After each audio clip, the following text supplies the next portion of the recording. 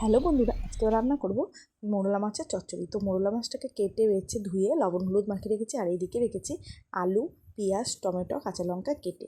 আর তেল দিয়ে এবার মাছটাকে লাল লাল করে বেশ ভেজে নেবো। মাছটা কিন্তু লাল লাল করে ভাজতে হবে। দেখতেই পাচ্ছ মাছটা ভাজা হয়ে গেছে। এবার তেলের মধ্যে এই কালো জিরে ফোড়ন দিয়ে দিয়েছি পেঁয়াজ কুচি। পেঁয়াজ কুচিটা কিন্তু লাল লাল করে ভেজে নিয়েছি। তারপরে দিয়ে দিয়েছি আলুগুলো কীরকম লম্বা লম্বা করে একটু মোটা মোটা করে কেটেছি। যাই হোক, আলু তো আমার ভাজা হয়ে গেছে। এবার মশলা হিসাবে দিচ্ছি একটু জিরের গুঁড়ো আর হলুদ আর লবণ দিয়ে ভালো করে কষিয়ে নিতে হবে। আর তার মধ্যে কিন্তু কাঁচা লঙ্কা চেরাও দিয়েছি, লঙ্কাটা বেটে দিইনি, লঙ্কাটা চিড়ে দিয়েছি। তারপরে মশলা থেকে তেল ছেড়ে গেলে এবার দিয়ে দিতে হবে মোরলা মাছগুলো দিয়ে ভালো করে কষিয়ে কষিয়ে জল দিয়ে দিতে হবে, অল্প করে জল দিতে হবে। দিয়ে অল্প করে জল দিয়ে ফুটে আসলে একটু ধনেপাতা দিয়ে নামালে আমার রেডি মোরলা মাছের চচ্চড়ি। এই দিক পুরো এক থালা ভাত কিন্তু জমিয়ে খাওয়া যাবে। দেখো কত সুন্দর হয়েছে। Bye bye.